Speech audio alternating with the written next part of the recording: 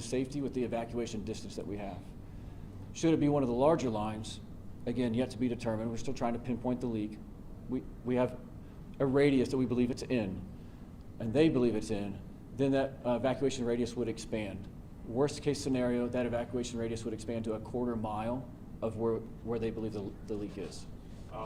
Their expectation as far as that range, is that getting close to that threshold? I mean, where are we at? Do we have any, is there any way you can say with any degree of certainty kind of what they're expecting or what you're expecting? Again, that's a tough question. I understand. I can tell you there's 6 lines, small to large, all within the area. They're trying to figure out where it is.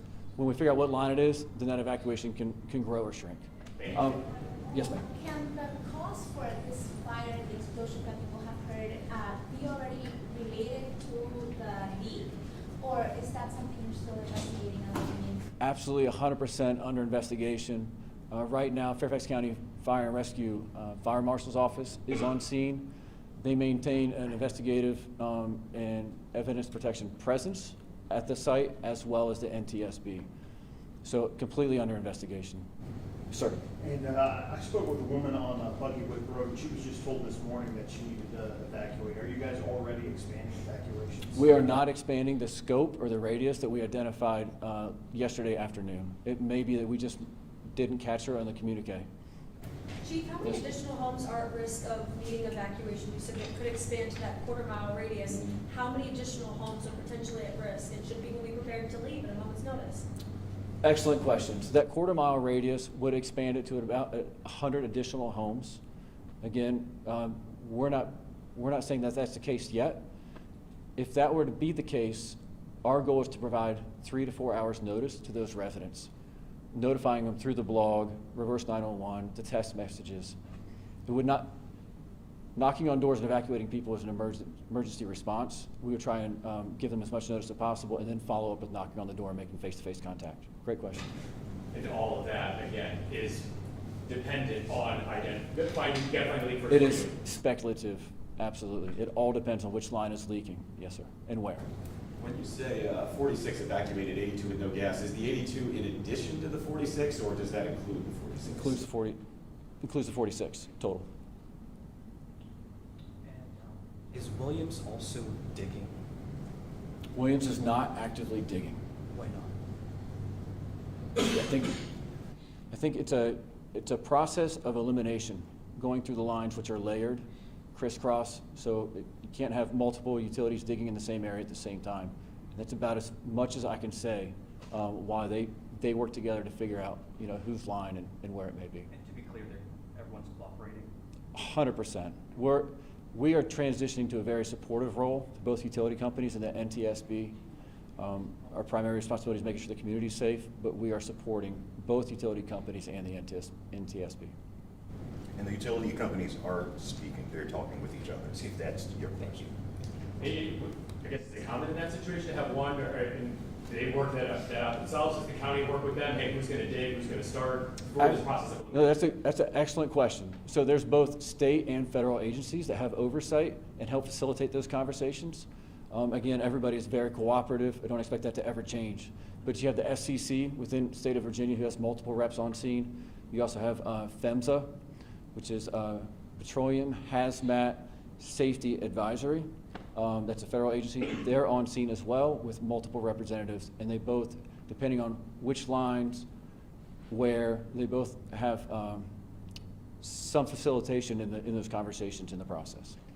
What's being done for the neighbors who were already evacuated, and what in theory would be done if you did, on the chance you did have to expand the zone? Yeah, absolutely. We offered a warming center, like a community center, the night of the initial incident. We did not see any residents in the area take advantage of that.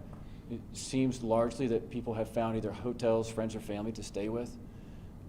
There are means of reimbursement either through insurance, renters, and homeowners insurance policies, and then also the utility companies offering to reimburse the residents. Just to follow up on that, how were residents informed of this resource that night? I just spoke to someone who said that night they slept in their car. So how has that been communicated in the last 2 days? I know now you've had that Yes. message. Yeah, so the night of the incident, if they were sleeping in the car, we did make face-to-face communication with everybody in the area because we did need to evacuate an emergency basis at that time. So it was within minutes. So the fire department went door to door, not only evacuating, but also taking readings within the area. How many have texted to the incident point? We have like 340. Running total 340 since yesterday when it was announced. What was that? I'm sorry. I didn't- Yeah, the question was, how many people have signed up for the text messages for Fairfax County? 340 thus far. It may be obvious, but to the layman, why is NTSB involved in this? That's a good question. They have governing authority over the investigation of pipeline incidents. Probably new to a lot of people, but it is actually the way things work, and it's not the first time they've been involved in one. Mhm. Does this change how you guys approach incidents like this? Is there anything you guys have already learned as a result of this? Mhm. Our emergency response and mitigation and safety efforts remain the same, and we think that we have some of the best in the business. We support them. The only thing that would change is that we have to make sure that confidentiality is maintained between us and NTSB, knowing that it's their investigation and it's going to be in process for some time. Chief, I do want to quickly, if there's any more questions for the fire department, we can, but I do want to give our police partners an opportunity to respond on how we're protecting the homes and all of that sort of stuff there. So, Good morning. My name is Captain Chris Cosgriff, Cosgriff.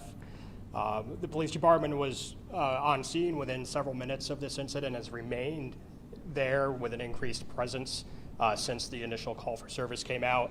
We're there in a support role to our partners at the fire department to provide scene security, traffic control, and the increased police presence. Homeowners are understandably concerned that they can't access their homes at any given time.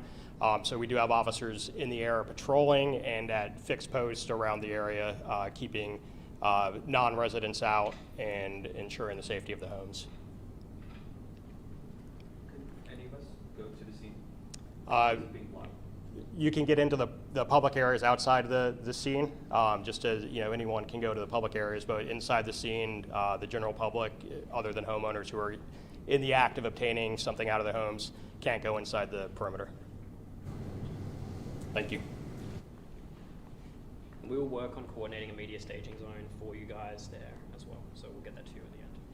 Is there no presser today? There is going to be no presser today. We're going to work with the NTSB and our partners with Washington Gas and Williams, but we will probably look at having one tomorrow, potentially with the NTSB. Thanks. Thank you all very much. Appreciate it. Thank you.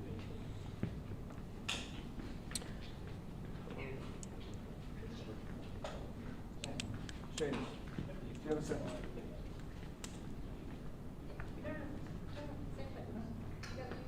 Oh, sorry.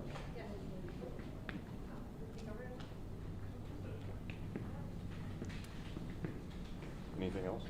Oh, good. Did you all get this information?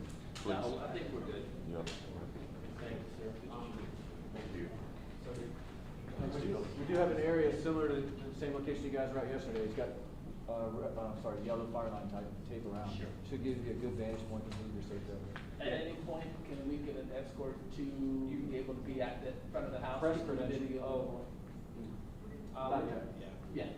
Sorry, not from If you do speak to the police officers though on scene and just mention that you're with the press, they will escort you to the media staging area that we've got set up. Is that where we were at the end of the day yesterday? Yeah, parking on Quail Pond Court, close to where our green lights are, would be best for us. So we maintain a thoroughfare. So. That's anytime today, or that's tomorrow? Anytime you can go.